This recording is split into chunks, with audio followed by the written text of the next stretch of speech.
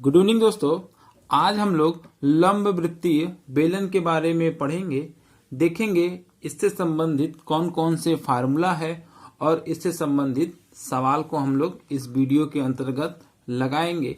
आइए स्टार्ट करते हैं। लंब वृत्तीय बेलन। देखिए आपके सामने ये एक लंब वृत्तीय बेलन है जिसमें ये बेलन का आधार है। ये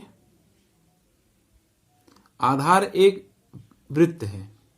लंबवृत्तीय बेलन का आधार क्या है? एक वृत्त है। यह लंबवृत्तीय बेलन का ऊपरी सिरा है, वो भी एक वृत्ताकार है। यह लंबवृत्तीय बेलन की क्या है? ऊंचाई है। इसे हम लोग कहेंगे लंबवृत्तीय बेलन की ऊंचाई।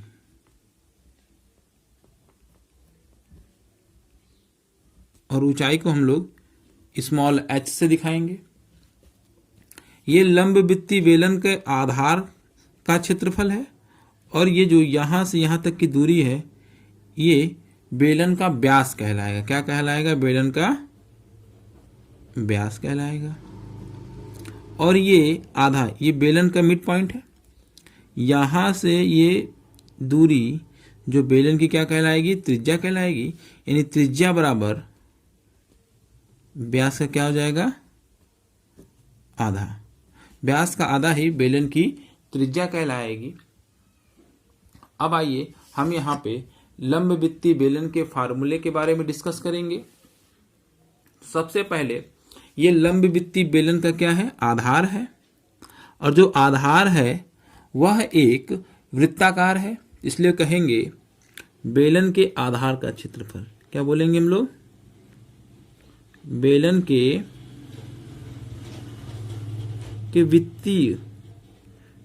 के वित्तीय आधार का क्षेत्रफल। आधार का क्षेत्रफल।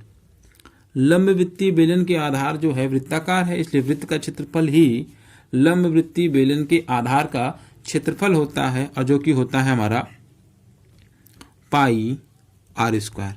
और यहां पर पाई का मान क्या होता है दोस्तों? पाई का मान होता है आपका 22/7 या 3.14। ये हमारा पाई का मान होता है। अब हम लोग देखेंगे ये जो सिरा है, ये जो लाइन है, इसे कहते हैं लंबवृत्तीय बेलन के आधार की परिधि। इसे हम लोग बोलेंगे क्या? लंबवृत्तीय बेलन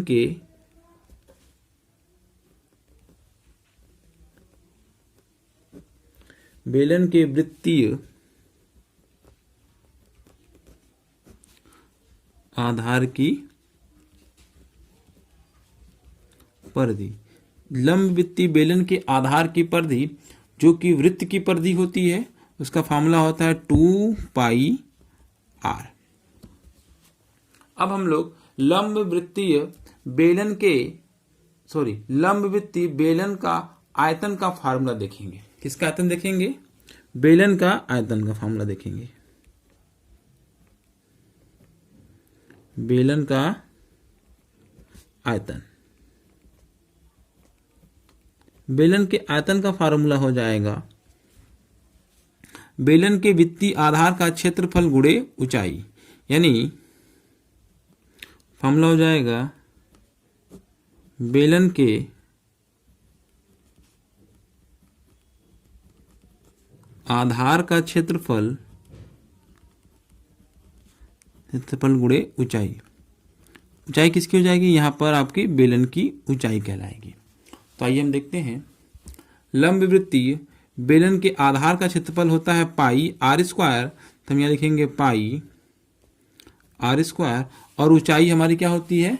ऊंचाई को हम लोग स्मॉल h लिखते हैं। तो यहाँ पर हम क्या लिखेंगे? Small h। ये किसका?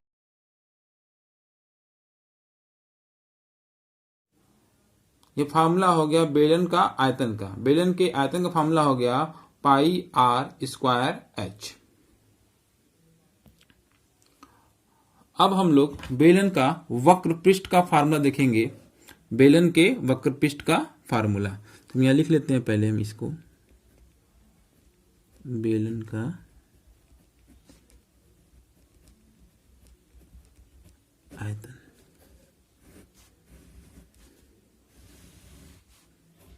अब हमारा फार्मूला है बेलन का वक्र पृष्ठ का क्षेत्रफल। बेलन के या बेलन का वक्र पृष्ठ का क्षेत्रफल हो जाएगा बेलन के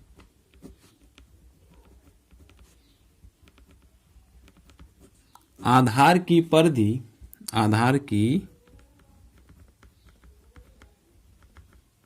परिधि गुणे में ऊंचाई तो बेलन के आधार की परिधि का फार्मूला होता है, देखिए आधार की परिधि का फार्मूला होता है 2 पाई आर, तो हम यहाँ लिखेंगे 2 पाई आर, और बेलन की ऊंचाई होती है स्मॉल एच, तो यहाँ लिखेंगे स्मॉल एच। ये फार्मूला हो जाएगा हमारा वक्र पृष्ठ के क्षेत्रफल का। वक्र पृष्ठ का क्षेत्रफल, किसका वक्र पृष्ठ का क्षेत्रफल? बेलन के वक्र पृष्ठ का क्षेत्रफल। बेलन के वक्र पृष्ठ का क्षेत्रफल का ये हमारा क्या कहलाएगा? फार्मूला। ये फार्मूला नंबर हमारा हो जाएगा 2। इसमें 3 फार्मूले होते हैं। तीसरा फार्मूला आता है हमारा बेलन का संपूर्ण पृष्ठ। क्या होता है? जी हाँ, बेलन का संपूर्ण पृष्ठ का क्षेत्रफल।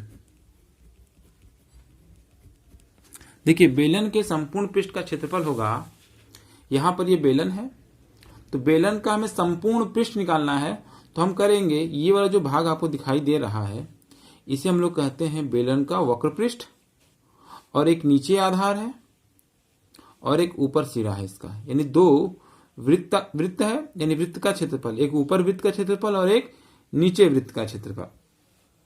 यानी क्षेत्रफल यहाँ कितनी है? 2 है, एक नीचे है और एक ऊपर। तो बेलन के संपूर्ण पृष्ठ का क्षेत्रफल हो जाएगा बेलन का वक्र पृष्ठ प्लस 2 गुणे आधार का क्षेत्रफल, 2 गुणे आधार का क्षेत्रफल। तो बेलन के वक्र पृष्ठ का फार्मूला होता है हमारा, देखिए 2 पाई आर एच, तो हम यहाँ लिखेंगे 2 पाई आर एच प्लस 2 बेलन के आधार का क्षेत्रफल। आधार का क्षेत्रफल लिखा गया तो यानी बेलन के आधार का क्षेत्रफल हो जाएगा, इसका फार्मूला हो जाएगा आधार के क्षेत्रफल का पाई आर स्क्वायर। अब दोनों में कॉमन क्या होगा? 2 पाई आर, तो हम लिखेंगे 2 पाई आर कॉमन कर लेंगे, मिलेगा हमें एच प्लस आर। ये हमें हो जाएगा बेलन का संपूर्ण पृष्ठ का फार्मूला। ये फार्मूला किसका कहलाएगा? बेलन के संपूर्ण पृष्ठ का क्षेत्रफल का फार्मूला हो जाएगा ये। ठीक, यानी हमने 3 फार्मूला देखे, कौन कौन से? पहला फार्मूला है बेलन का आयतन का फार्मूला, जो कि होता है पाई आर स्क्वायर एच। दूसरा फार्मूला है बेलन के वक्र पृष्ठ का क्षेत्रफल 2 पाई आर एच। तीसरा है बेलन के संपूर्ण पृष्ठ का क्षेत्रफल, जो कि है 2 पाई आर ब्रैकेट में एच प्लस आर ब्रैकेट बंद। ये हमारा बेलन के संबंधित सारे फार्मूले होंगे। अब हम लोग क्या करेंगे, इससे संबंधित प्रश्न को लगाएंगे। आज के टॉपिक का ये पहला क्वेश्चन, एक लंब वृत्तीय बेलन की ऊंचाई 20 सेंटीमीटर है तथा आधार का क्षेत्रफल 120 वर्ग सेमी है, तो बेलन का आयतन ज्ञात करना है। हमें क्या ज्ञात करना है? बेलन का आयतन। तो बेलन के आयतन ज्ञात करने के लिए हमें क्या क्या दे रखा है ये देखते हैं। पहले बेलन का आयतन का हम यहाँ पे फार्मूला लिखेंगे। यहां पर देखेंगे हमें बेलन के आधार का क्षेत्रफल और बेलन की ऊंचाई दे रखी है। आधार का क्षेत्रफल, आधार का क्षेत्रफल गुणे बेलन की ऊंचाई, इस सूत्र को हम लोग बार बार लिखेंगे, जिससे हमें क्या होगा? फार्मूला अच्छे से याद हो जाएगा। बेलन के आधार का जो क्षेत्रफल है वो 120 है और बेलन की जो ऊंचाई वो दे रखी है 20। 120 का गुणा जब हम 20 में करेंगे तो 2400 आ जाएगा, 2400 घन सेंटीमीटर। यही हमारा क्या कहलाएगा, आंसर। आज के टॉपिक का ये क्वेश्चन नंबर 2 है हमारा। क्वेश्चन कुछ इस तरीके से है, एक लंब वृत्तीय बेलन की ऊंचाई 9.4 सेंटीमीटर है तथा आधार का क्षेत्रफल 100 वर्ग सेमी है, तो बेलन का आयतन होगा। तो हम यहां पर बेलन के आयतन का फॉर्मूला लिखेंगे। बेलन का आयतन, फार्मूले को हम लोग बार बार इसलिए लिख रहे हैं क्योंकि हमें फार्मूला अच्छे से याद हो जाए। आप लोग भी फार्मूले को बार बार लिखिए, जिससे फार्मूला क्या हो जाएगा, आपको कंठस्थ याद हो जाएगा। अगर फार्मूला आपका तैयार है तो आप तो प्रश्न आसानी से सॉल्व कर लेंगे। तो बेलन के आयतन का फार्मूला ज्ञात करने के लिए आप देखिए प्रश्न में क्या क्या दे रखा है। बेलन के आधार का क्षेत्रफल दे रखा है और बेलन की ऊंचाई दे रखी है। तो फार्मूला हो गया बेलन का आयतन का, बेलन के आधार का क्षेत्रफल गुणे बेलन की ऊंचाई। तो बेलन के आधार का क्षेत्रफल दे रखा है 100 गुणे में बेलन की ऊंचाई है 9.4, तो यहां लिखेंगे हम लोग 9.4। 100 को गुणा जब हम 9.4 में करेंगे तो हमारा आ जाएगा 940.0 घन सेंटीमीटर। यही हमारा क्या कहलाएगा, आंसर कहलाएगा। ये आज के टॉपिक का क्वेश्चन नंबर हमारा 3 है। देखिए क्वेश्चन क्या है, क्वेश्चन कुछ इस तरीके से है, एक लंबवृत्तीय बेलन की ऊंचाई 10 सेमी तथा आधार की त्रिज्या 7 सेमी है, तो बेलन का आयतन ज्ञात करना है। ऊपर बेलन के आयतन ज्ञात करने के लिए आपको आधार का क्षेत्रफल और ऊंचाई दिया था। अब आपको बेलन की ऊंचाई दे रखी हुई है और बेलन की त्रिज्या दे रखी है। अब आपसे क्या निकाला जाने को कह रहा है, बेलन का आयतन। तो बेलन के आयतन का फॉर्मूला हम यहां पे लिखेंगे, बेलन का आयतन। अब हम बेलन के आयतन का फार्मूला वो वाला लिखेंगे जिसमें ऊंचाई भी रहती है और त्रिज्या भी रहती है। तो फार्मूला है पाई r²h। आप फार्मूले को बार बार लिखिएगा जिससे आपको फार्मूला क्या हो जाए, अच्छे से याद हो जाए। बेलन की जो आयतन का फार्मूला है पाई r² होता है। पाई का मान आप यहां लिखेंगे 22/7 और बेलन की त्रिज्या कितनी है 7, और यहां पे हम लिखेंगे 7 का स्क्वायर गुणे बेलन की ऊंचाई कितनी दे रखी 10, तो यहां लिखेंगे हम क्या 10 बराबर 22/7। 7 यहां कर देंगे उस स्क्वायर, 7 का स्क्वायर कितना हो जाएगा 49 गुणे में 10। 7 के टेबल से 49 काट देंगे, हमारा चला जाएगा 7 बार में, और 22 गुणा 7 में करेंगे तो हमारा आ जाएगा 154, और 154 गुणा 10 में करेंगे तो जब हमारा आंसर आ जाएगा 1540 घन सेमी। यही हमारा क्या कहलाएगा, आंसर कहलाएगा। आज के टॉपिक का ये क्वेश्चन नंबर 4 है हमारा। देखिए क्वेश्चन किस तरीके से दिया हुआ है। क्वेश्चन कुछ इस तरीके से है, एक लंबवृत्तीय बेलन की त्रिज्या दे रखी है 3.5 सेंटीमीटर और बेलन की ऊंचाई 6 सेंटीमीटर है, तो बेलन का आयतन ज्ञात करना है। यहां पर बेलन के आयतन ज्ञात करने के लिए कौन से फार्मूले का प्रयोग करेंगे, वह फार्मूला जिसमें त्रिज्या आती है और ऊंचाई आता है। तो बेलन के आयतन का फार्मूला हमारा हो जाएगा, बेलन का आयतन पाई r²h, और यहां पर हम पाई का मान रखेंगे 22/7। त्रिज्या कितनी दे रखी 3.5, यहां पर त्रिज्या का स्क्वायर है इसलिए हम 3.5 को 2 बार लिख देंगे। 3.5 गुणे 3.5 गुणे में, और बेलन की ऊंचाई कितनी दे रखी है 6 दे रखी है, तो यहाँ ऊंचाई के मान 6 रख देंगे, तो यहाँ लिख देंगे 6। 7 से कैंसिल कर दीजिए, 3.5 को 0.5 बार में चला जाएगा। अब 22 गुणा जब हम 0.5 में करेंगे तो आएगा 11। अब 3.5 गुणा आप क्या करेंगे 6 में करेंगे, या 6 गुणा 3.5 में करिए, 6 पंजे 30, दशमलव लग जाएगा, और 6 3 18, 18 और 3 21।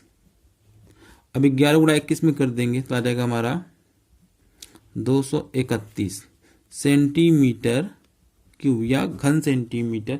यही हमारा क्या कहलाएगा, आंसर कहलाएगा। ये हमारा आज के टॉपिक का क्वेश्चन नंबर 5 है। क्वेश्चन कुछ इस तरीके से है, 15 रुपए प्रति घन मीटर की दर से 15 रुपए प्रति घन मीटर की दर से 3 मीटर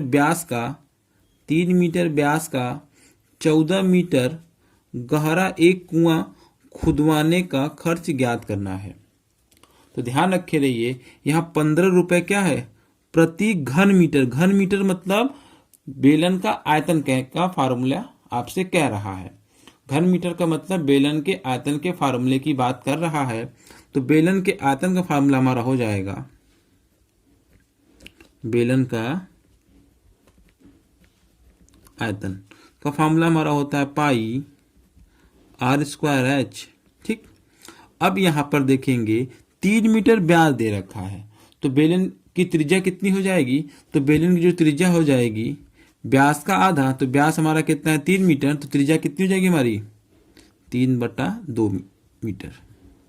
तो यहां लिखेंगे पाई का मान 22/7। अब देखिए त्रिज्या का मान कितना है 3/2, तो यहां पर r² है, तो 3/2 का स्क्वायर कर देंगे तो हमारा जाएगा 9/4। और बेलन की गहराई या ऊंचाई 14 मीटर दिया रहा है, तो यहाँ लिख देंगे 14 मीटर।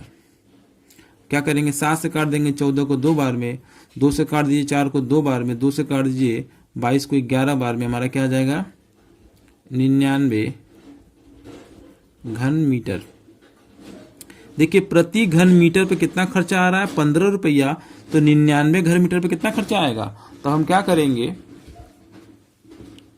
15 रुपए का गुणा हम 99 में करा देंगे। जब हम 15 रुपए का गुणा 99 में करा जाएंगे तो हमारा क्या आंसर आ जाएगा 15 9 135। 135 को 5 हासिल है कितना 13। अब 15 9 135। अब 35 में 135 में क्या कर देंगे हम 13 जोड़ देंगे तो हमारा आ जाएगा, टोटल आंसर आ गया हमारा 1485 रुपया। यानी टोटल हमारा आंसर कितना आ गया 1485 रुपया। यही हमारा क्या कहलाएगा आंसर कहलाएगा।